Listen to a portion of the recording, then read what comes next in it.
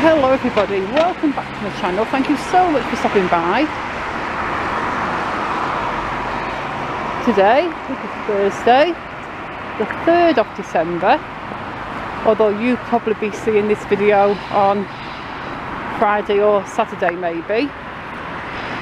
And I am on my way to work, and this video is going to be another of my memories of Blackpool Bygone Days videos. I'm filming it as I'm walking to work down here because people have asked me if I can film more around Gin Square and past Gin Square in this area. So here we go. The last two videos I've talked about playground games and board games and such. So for this one I think I'm going to stick to the same theme, and I'm going to talk about toys. Specifically those toys that were crazies, for want of a better word. Everybody wanted them and everybody seemed to have one, except for most of me. But yeah, the first thing I ever really remember madly wanting, because everybody had them and everybody wanted them, was clackers. And for those of you that remember clackers, they were just two little wooden balls joined together with a string, and there was a little plastic loop in the middle what you put your finger through, and you just basically moved your hand up and down and they clacked together, hence the name clackers. Kind of like the metal balls on the Newton's cradle, but you would just clack the balls together, and if you were really good you could move your hand up and down and they would clack above and below and go all the way round. But my mum used to say, I'm not buying you one of them, you'll take your eye out. And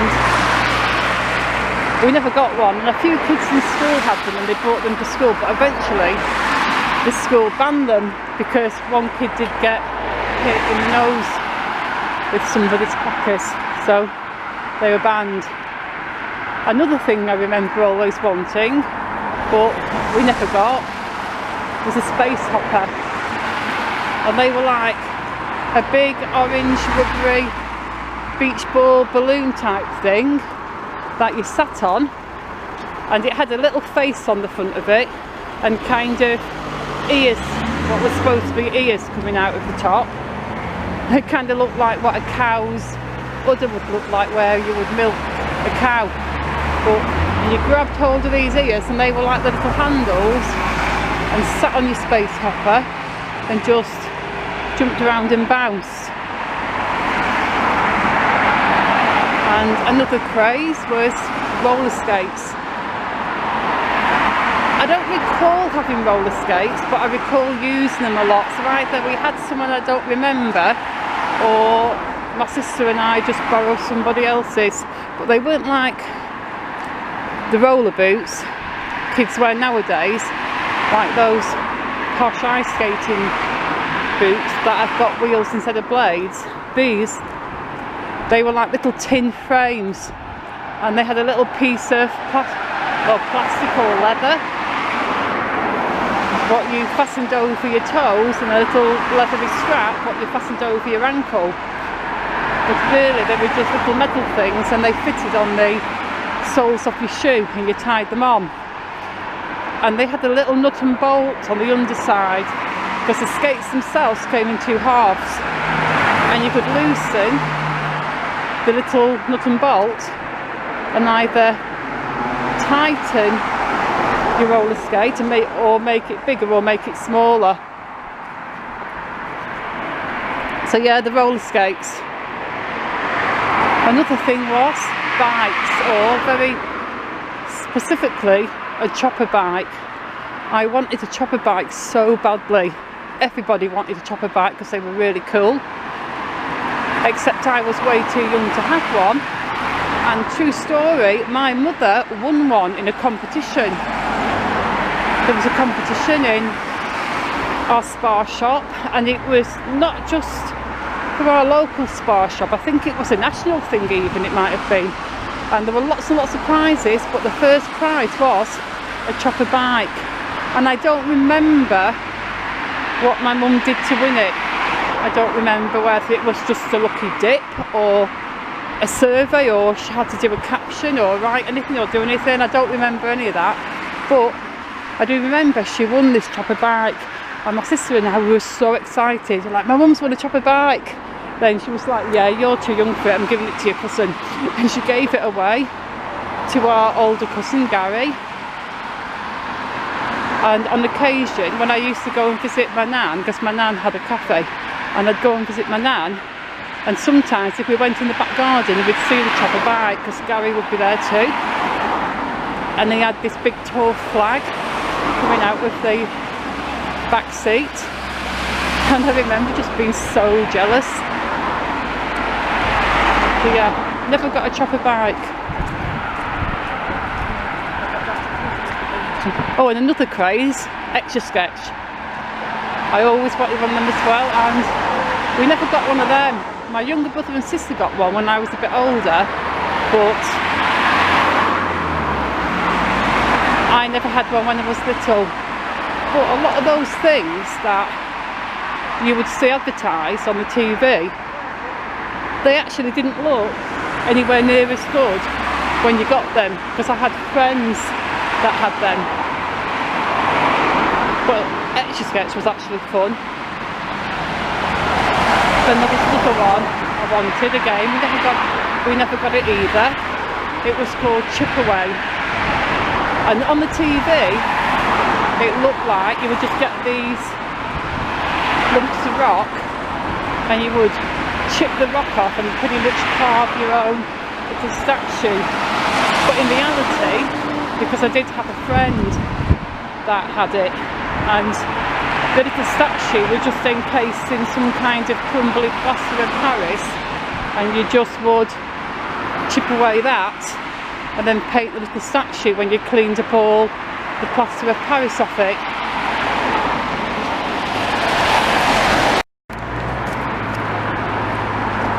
The chip away was quite good. It wasn't as good as it made out on the TV, but it was good. And then there was one more, shake maker, and I can't really recall how that worked, but you put some kind of goop into some kind of little container and shook it, and it somehow made something. I don't remember how it worked, but I recall really wanting it. And then there was another one, and I don't know what it was called, but it was like a little potter's wheel, and you could make your own pottery. But the thing was, with games and adverts back then, they were made to be really enticing to the kids, because I think a lot of them, looking back, weren't shown realistically, because I remember there were toys for boys like trucks and stuff, and when you bought them, because my mum bought things for my brother, and it would look very different to the advert. It wouldn't look as big, or it just wouldn't look as detailed, because they didn't scale things properly, so you could tell the size. Nowadays, when you make an advert for toys, if it's a truck or a sit on or a ride on, you have to put a hand next to it or state the size. But back then I guess you didn't, because people would pretty much just advertise things to look as cool as possible, but the way the adverts were, it was pretty much fudging the reality of how the items actually were. But when I'm talking about adverts, and I'm going to go slightly off my own topic here and go on to the power of TV advertising. When I was a young kid, I was in my secondary school, but was still quite young, and there used to be an advert on the TV for Alton Towers, and at the time Alton Towers was quite a new thing. I think it only had 3 main rides. There was the bobsleigh, the pirate ship, one of those gigantic boat things you just sit on and swing, but the main thing was the corkscrew, and the advert was on all the time, and it would just show you the camera of the corkscrew going round and round and round, and everybody watched it in wonderment. I mean, we live in Blackpool, and we have the Blackpool Pleasure Beach, which is probably the biggest and finest amusement park in Europe almost, or at least it definitely was back then, because that was before Euro Disney and everything was built. And everybody wanted to go to Alton Towers because everybody had seen this advert. And one year at school, our house trip was to Alton Towers.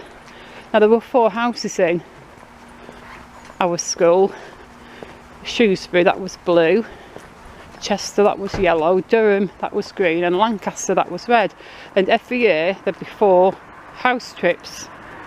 So it kind of wasn't fun if your best friend was in a different house to you, because you couldn't go on the same trip together. But the house trips were normally to places like a museum or something, or maybe the Lake District if you wanted a bit of fun. And they were just places like that. And I don't understand why they did it, but for one year, Lancaster House, which was my house, the red one, was the house trip was to Alton Towers. And everybody's eyes lit up in excitement, and they all insisted they wanted to go. And the teacher's like, first come first serve, you've got to pay a £1 deposit to secure your place. And I had about £1 in one of my piggy banks at home, so I thought, I'm going to pay that deposit, book that place, worry about the rest later, you know, worry about asking my mum later, worrying about paying the rest of it later. I just want to book that place so I have a chance of going. So when it was lunchtime that day, I sneaked out of school because I was only little and the younger kids weren't allowed out at lunchtime, and I ran home as fast as my little legs would carry me, and I counted out my pennies, added my dinner money to it, managed to gather up £1, and I ran all the way back to school, straight to the housemaster's office, and I was like, one please, one reserved place please for Alton Towers. And he was like, oh, you're lucky, we've only got a couple of places left. And it turned out that most of the people had done the same thing.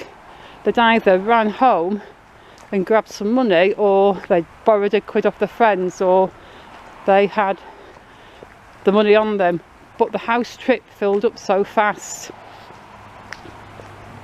But none of the other house trips filled up that year really, because I mean, who wanted to go to a museum when you could have gone to Alton Towers? So yeah, the power of TV advertising.